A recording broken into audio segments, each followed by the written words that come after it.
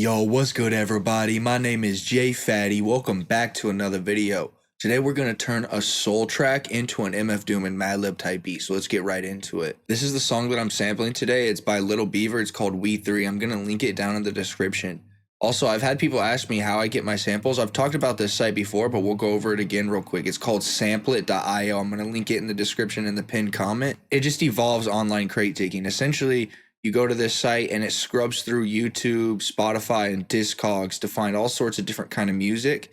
And you can set certain criteria, like you go to the filters here and you can choose genres, styles. You can choose the year. Like, for example, I have this soul filter and it's funk/soul with neo soul, soul jazz, UK street soul within the years 1960 to 1990.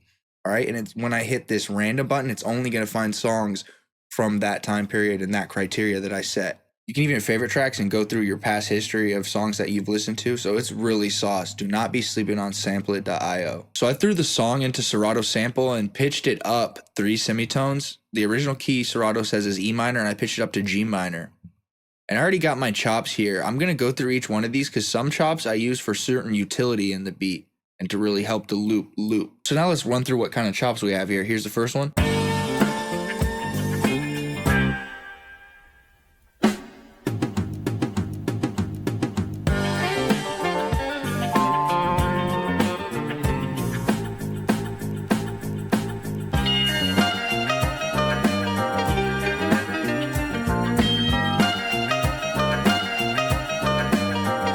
So essentially this first chop here, that chop and this chop right here, those are all the verse chops, okay? So that first chop that I hit, I'm gonna add that into the verse later on in the loop, which you'll see. I like to do little things like that to help evolve the loop. And we'll talk more about that once we actually get to creating the loop. Now the next chop is this. All that is a utility chop, essentially meaning it's going to act as a place of silence and really give it some sauce because there's going to be constant sound going with the drums and the instruments. So a place where it kind of stops like that, and I can use that to transition into another part, which we'll talk more about. And another utility chop is this one. That's going to help me transition as well. Then we get to that next verse chop.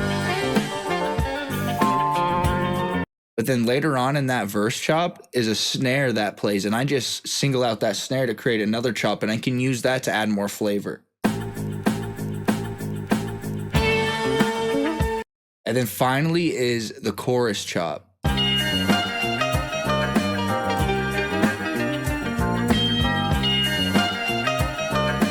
Hear how that sounds much more like a chorus? So sometimes I'm specifically looking for chops that have a lot more going on, or that can definitely act as a chorus and can be different than the verse, and it really can help evolve your track. And then I just have another snare hit so I can help transition that chorus chop into the verse chop. All right, so now I'm going to play you the whole loop, so pay attention on how I'm utilizing these chops.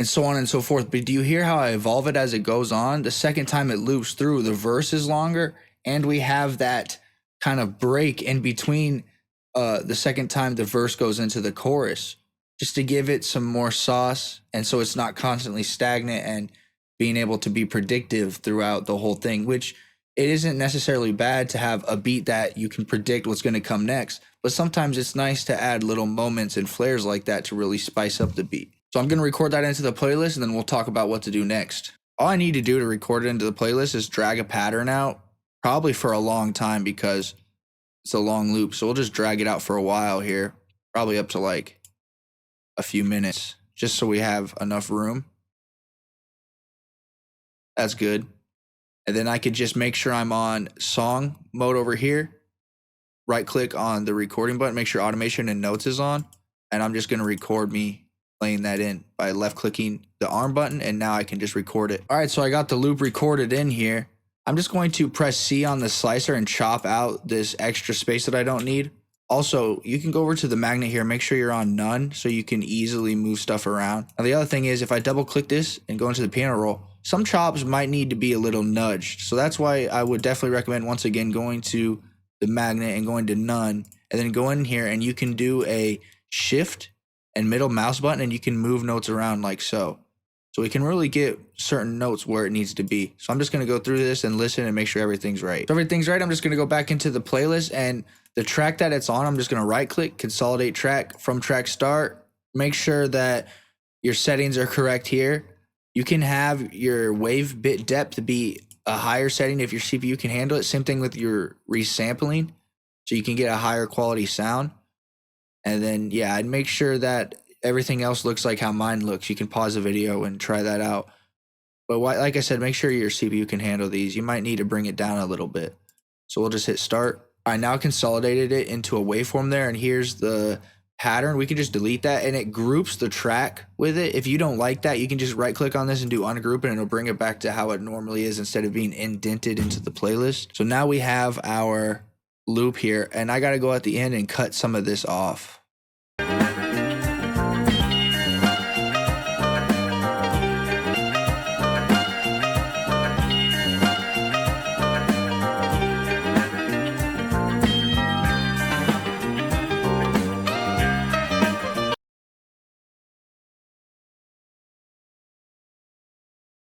We're going to have it fade out somewhere around here. So I'm just going to right click this black bar like so, just to highlight the area that I want this fade out. And I'm going to go to the mixer by clicking this button, go up to the master, right click on the mix slider here and do create automation clip.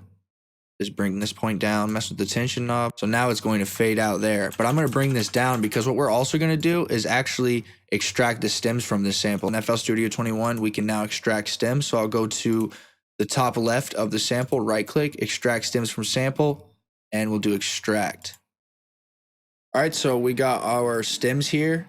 As you can see, there's no vocals.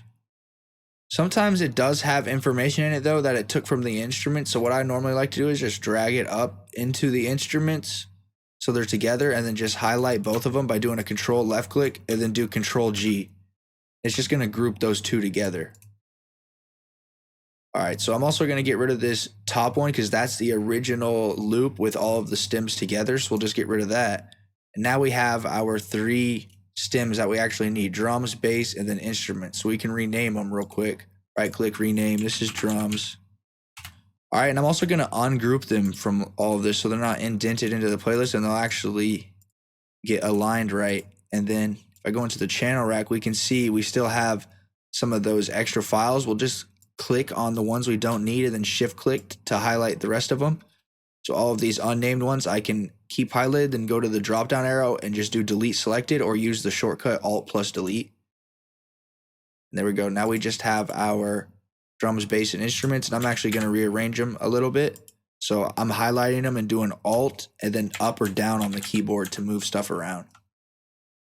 And then I'm going to left click on the first one and drag to highlight all of them.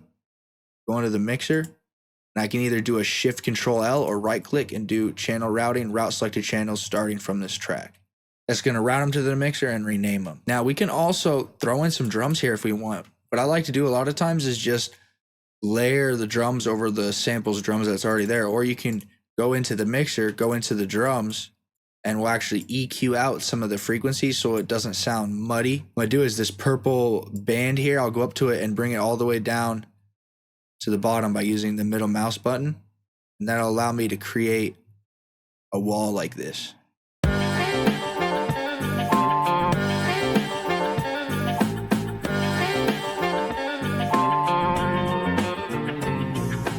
See, I cut out a lot of the frequencies and now it's more of like a percussion loop. So I can go ahead and just add in my own drums. So I'll throw in a pattern and just drag it out. And I'm going to go into the channel rack and let's just find some good drums here. Now, something I could do to get my drums in their own group in the channel rack is I'm going to left click and highlight both of them and then do an Alt G. And that'll pull up this filter group name and I'm just going to call it drums. And now up here, I can click on this drop down arrow and go to drums, and there's both my drums there. And while you're in this filter group, any other drums you drag into it, it'll just add it directly to that group. So I threw in another snare there. Let's try layering it.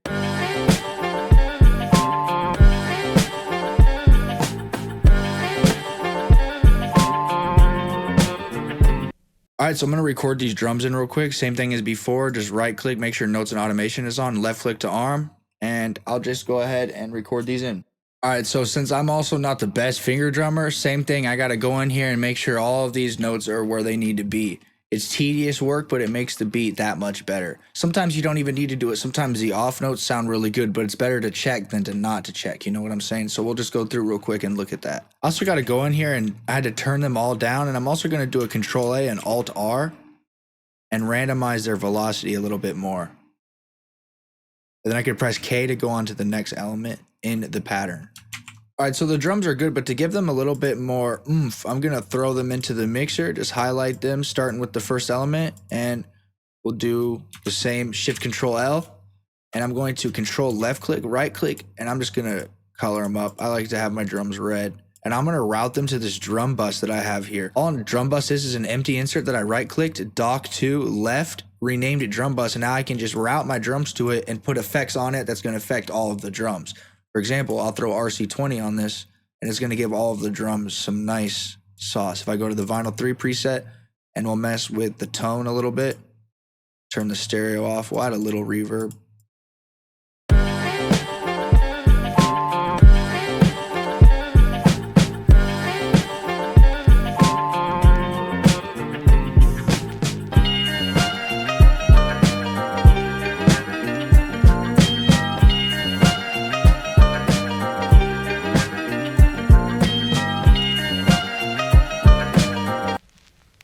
I actually meant to route the drums of the sample to that as well.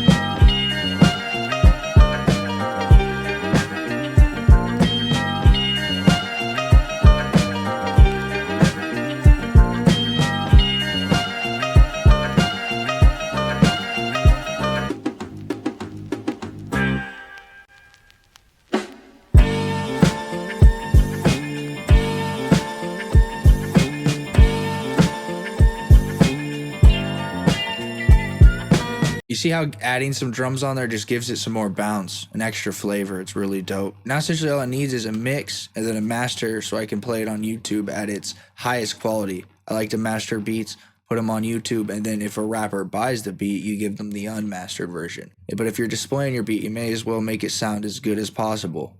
So I'm going to do a mix and master real quick, then I'll play you the finished beat once it's done. So I got the beat mixed and mastered here. I'm about to play the full version to you. That's pretty much it for this video. You can check out my channel for more beat making videos as well as a bunch of sampling tips. Let me know down in the comments what else you would like to see in FL Studio. I'm about to play you this beat, but that's pretty much it. Y'all make sure you stay safe, stay striving, and always be getting it. Much love, y'all. Peace.